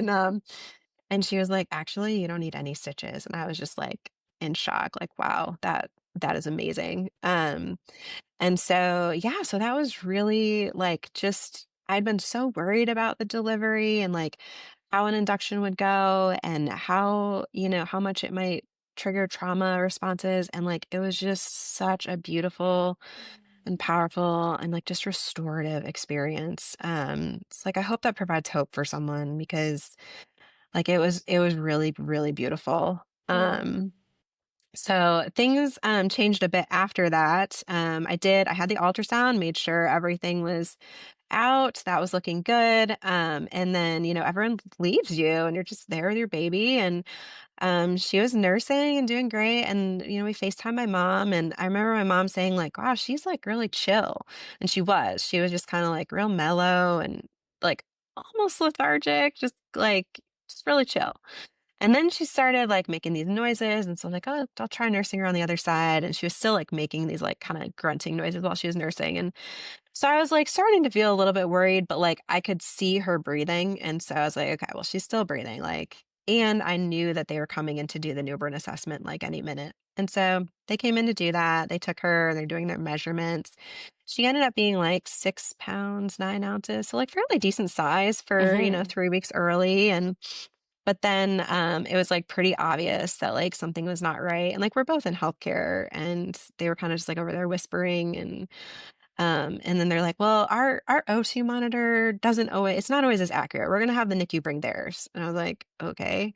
So then they bring in the NICU O2 monitor, and she's satting, like, 89%, and then they're like, "We're gonna have the NICU doctor come and take a look at her." And, like, by that point, I was like, "Just take her to the NICU." Like, Hmm. I am exhausted. I do not want to be, like, paranoid all night trying to watch her and make sure she's, like, breathing well enough. Like, if you have a concern, like, just take her. So, the NICU doctor came, and then they did make the decision to take her. But then, like I said, I, like, wanted that, but then once they're over there, like, talking to me, like, "Okay, well, and this is the visiting protocol, and this is the," like, I just started crying. Like, It's just I so just overwhelming. yeah, it was just a lot. And so, they took her there, and that was when the trauma hit, and, like, I hadn't thought of this. Like I said I'd thought of a NICU stay is possible, and I was like prepared for that. But like leaving the unit with no baby again, like Mm. that was so hard. And so they wheeled me over to see her and see where she was in the NICU, and I could go anytime, day or night. And then they wheeled me up to the postpartum unit, and then I was just sitting there with no baby in the postpartum unit, and I just sat on the bed and sobbed because it was like this feels exactly like Rosie and just like being in postpartum with no baby. And I was like, I was worried about her. It was probably a pretty small worry that she wouldn't come home. Like I was fairly certain, like, whatever this is, they'll resolve it. It'll be okay. Um, but yeah, and then unfortunately nursing care was not very good there. I think I had a traveler and she came in and I was like sobbing and I asked for tissues and she's like, I don't really know where they are. There's toilet paper in the bathroom. And then I was like asking her about pumping. I like, cause I like didn't know like how often am I supposed to pump? Like, where do I like, do I give you the milk? And like, she was like, here's a barcode you can scan about the pump. That's probably more informative than I could be. And I was Mm. just like, oh my gosh, like, thank goodness I'm a seasoned mom and know how pumps generally work and could kind of like figure out the hospital pump. And I ended up just like walking down my milk every time because I just like, yeah. Um, but so the postpartum experience wasn't great. And then Mhm. also like going into the NICU. So they had her under this like big dome. It was like a big like space helmet sort of thing that was like providing her oxygen. And so they were most concerned about her respiratory system and her oxygen level. And they explained it to me as like trouble transitioning, which might have had to do with her coming early, but also might not have. Like I've seen colleagues have this happen at like 40 plus weeks. Or just And coming it, so fast too, yes, right? exactly. Yeah. That was Yeah. the other thing they said. Like she didn't get a good squeeze. She, Her like lungs, it just, might, I've heard it explained as like lungs being like sticky. mhm. Yeah. Is that what they said to you? Yeah. Like they were Hmm. like, there was a lot of fluid in her lungs. They gave her like antibiotics, just like prophylactically in case there was like pneumonia or some sort of infection when there wasn't. And, initially they were like, well, maybe she'll be back in your room by lunch tomorrow and, all this. Unfortunately, it's not what happened.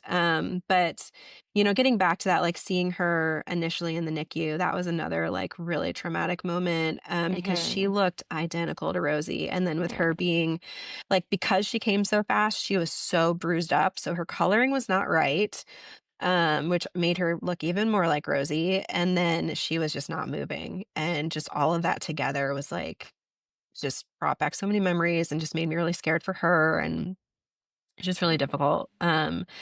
So they eventually like were able to transition her to like nasal oxygen, and they had like every system monitored, like temperature, heart rate, respirations, like input and output, like all of it. And so she was NPO because they didn't want her like working at all. They wanted her respiratory system to be, the primary focus. And so I couldn't nurse her. She couldn't get any breast milk.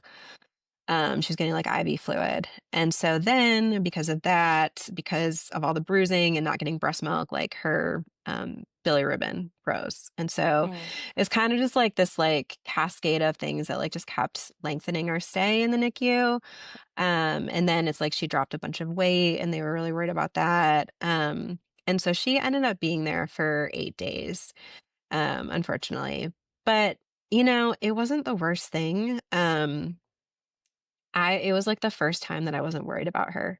It was like I knew that like every system was monitored and it would be beeping if something was wrong, and there was always someone in the pod, like always a nurse there. And like Hmm. that just like I felt so much reassurance with that. And the team was like amazing. Like they gave us a great report every day about, like where she was that day, what they thought might happen in the coming days, when they thought she might be able to go home. Like all these things. And I remember asking them like maybe 2 days in, like, "Is it safe to get the baby stuff out?" And they kinda like laughed at me. They were like, "Yeah." Like I think they were like, "Yeah, you're the only one that thought she might not come home. Like we all know she's coming home."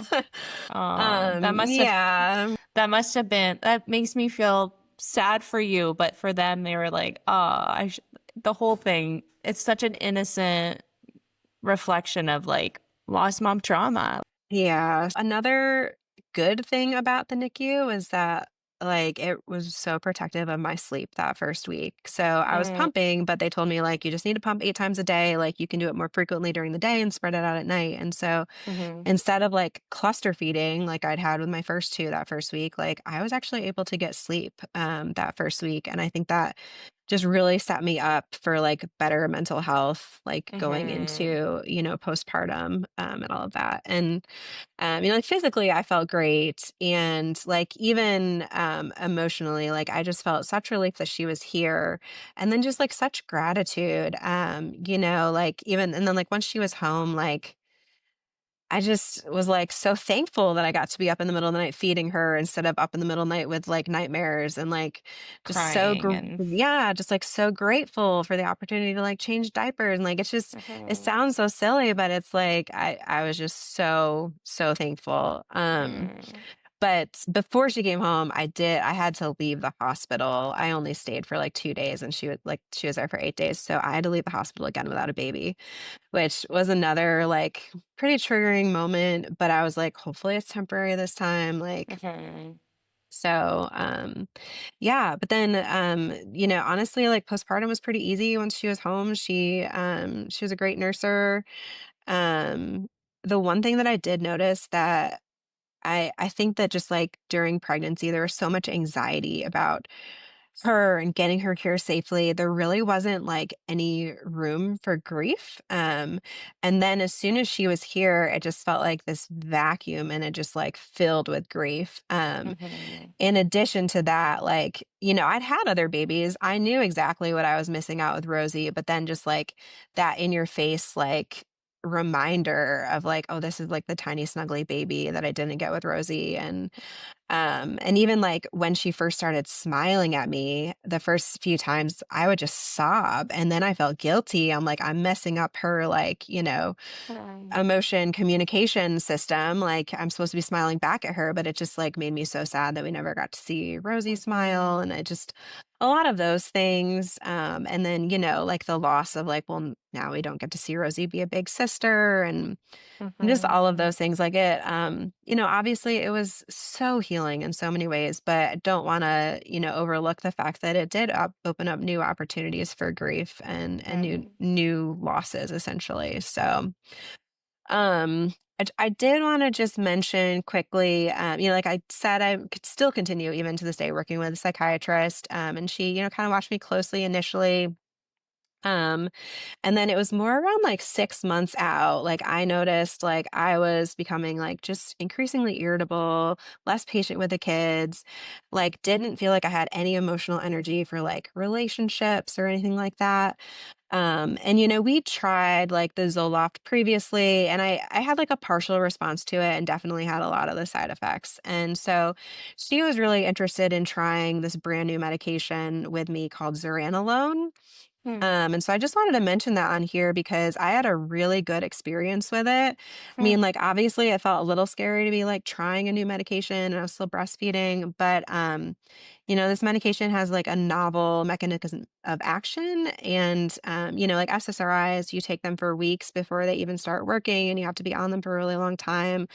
Whereas the zuranolone, it works on the GABA system and it resets the allopregnanolone, which is one of the hormones that kind of like gets depleted after pregnancy.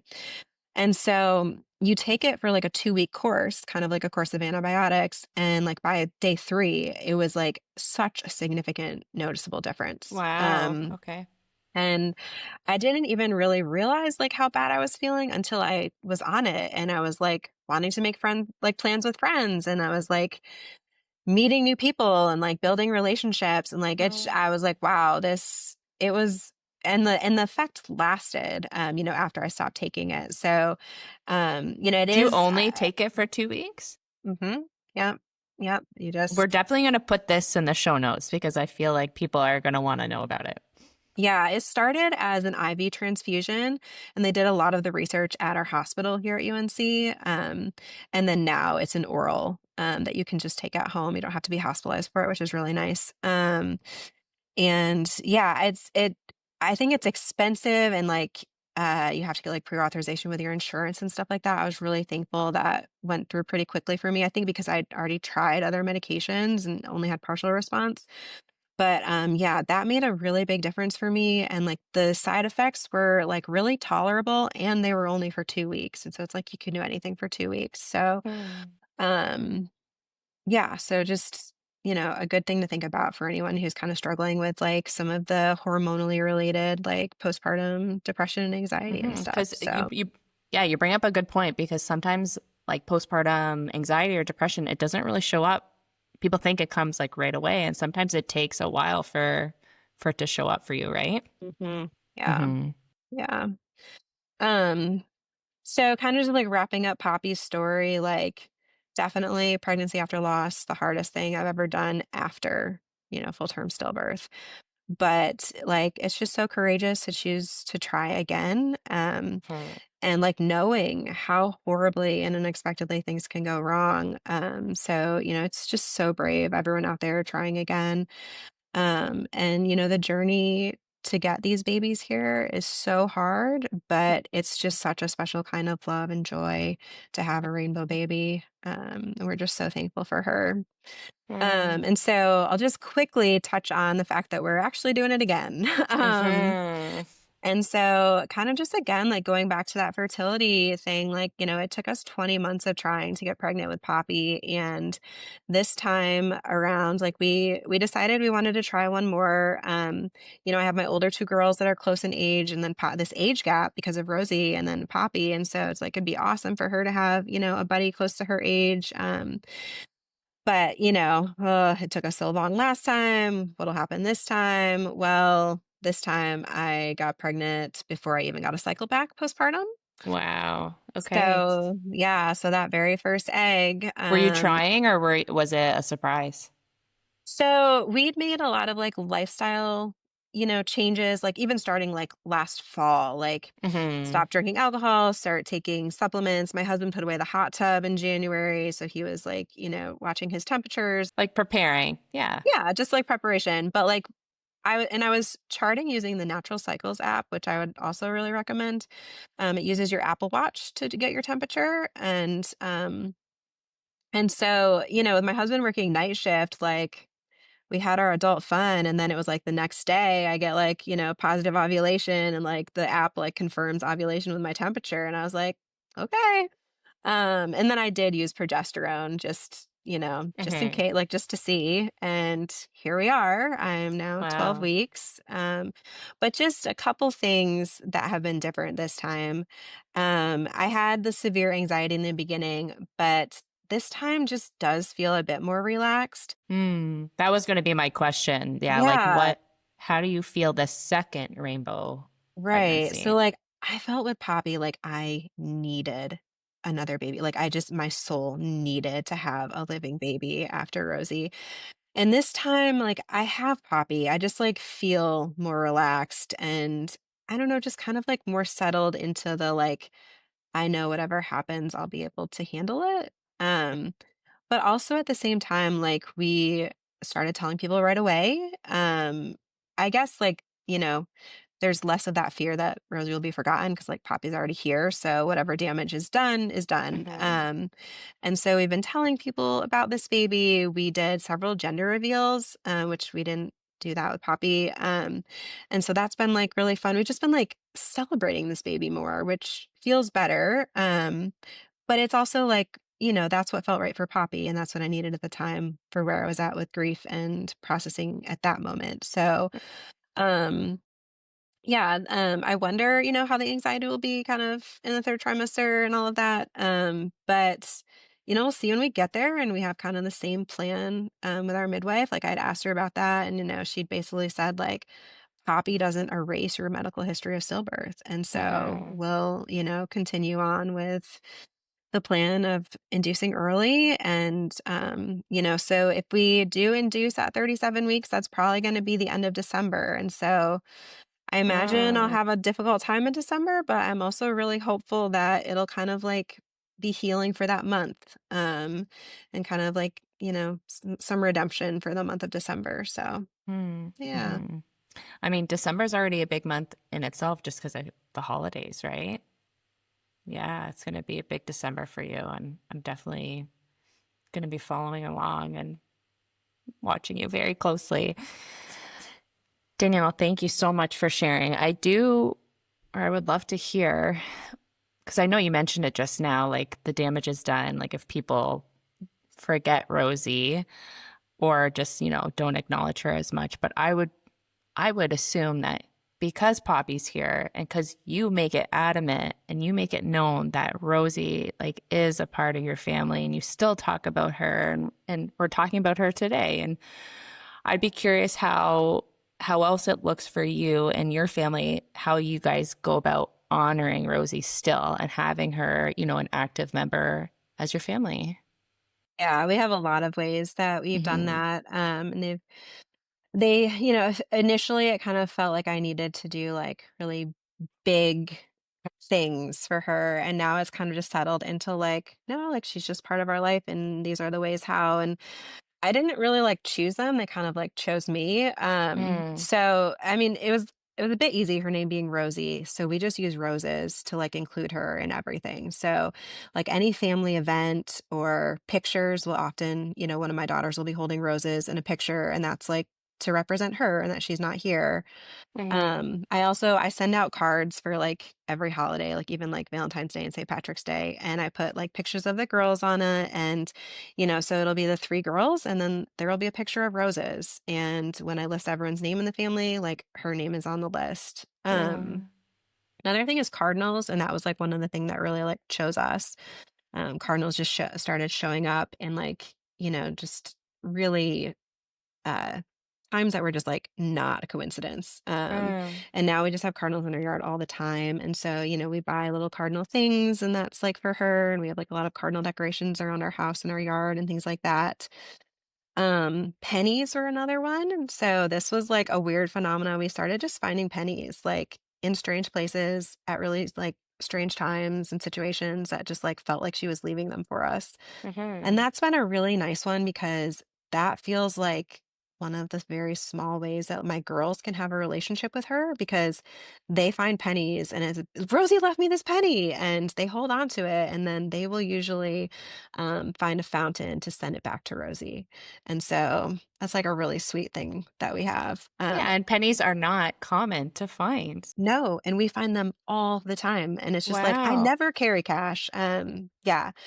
And Mm, so and like I mentioned earlier, like, I really was not into, like, signs and stuff like that, but it's just, like, become so apparent in my life. Like, some of the other things have been, like, rose tattoos at, like, just moments when I, like, really needed it, or just, like, seeing a rose or a cardinal at moments when I just, like, really needed it. mm. Wind chimes are another thing that are, like, kind of special and connect us with her. We also had this cat that started showing up after she died, and we just started calling her Rosie's cat, and, Aw. it's just really sweet, and so, a lot of times these things feel comforting. Sometimes I do feel sad though, and just I'm like, "That's okay." We also just keep a lot of pictures of her up in our house, and we're, like, always talking about her. With having so many girls, we've started getting a lot of comments like, "Oh, 3 girls," and, like, my older daughters, immediately well, we have 4. She died. Mm, Like, and, like, they just tell any stranger about Rosie, mm. which is sometimes it gets awkward, but, like, obviously I care about how other people feel, but it's like, I have to grieve Rosie every minute of every day. If you have to feel uncomfortable for a couple minutes hearing about her, like, You'll be okay. yeah. Yeah. They're gonna be okay. Yeah. I also have, a really beautiful ring, for her birthstone that I wear every day. My family, like my extended family, has done a really amazing job. Like, they all have a car decal with her name and birthday on it. Both of my brothers have gotten, like, a really big tattoo of a rose with her name and her birthday. One of my brothers got the, pink and blue ribbon for, like, infant and pregnancy loss tattoo.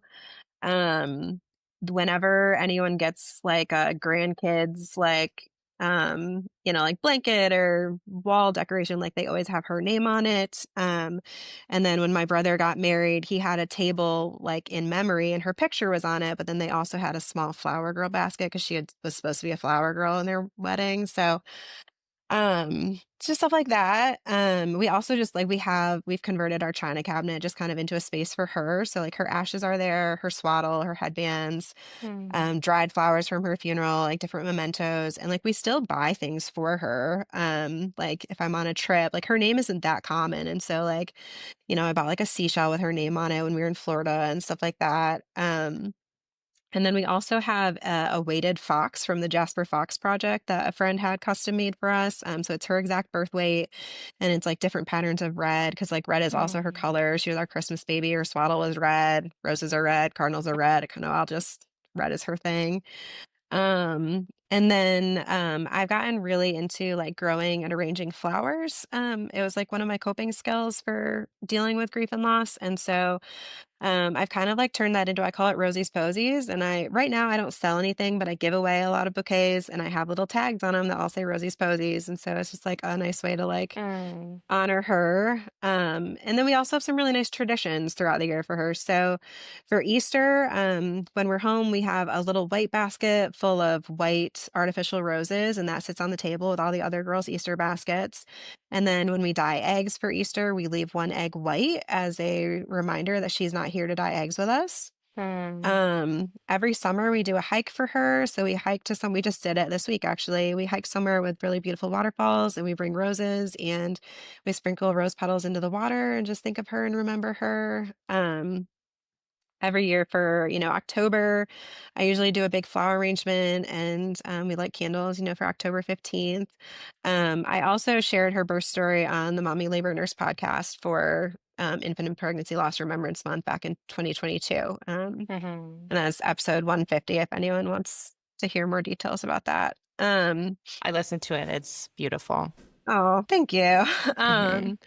And then for her birthday every year, I usually do a big flower arrangement with all of my girls' flowers. So like roses, lilies, holly, poppy pods now. And then we go and see Disney on Ice together, which is the last thing that we did with her when she was alive. So we do Mm. that for her birthday. And then for Christmas, we put up a Christmas tree just for her. It's got all, like rose and cardinal ornaments on it, things that a lot of people have given to us. And my mother-in-law buys all of the girls' holiday Barbies every year. And so for Rosie, she buys a holiday Barbie ornament. And so we put that on her Mm. tree.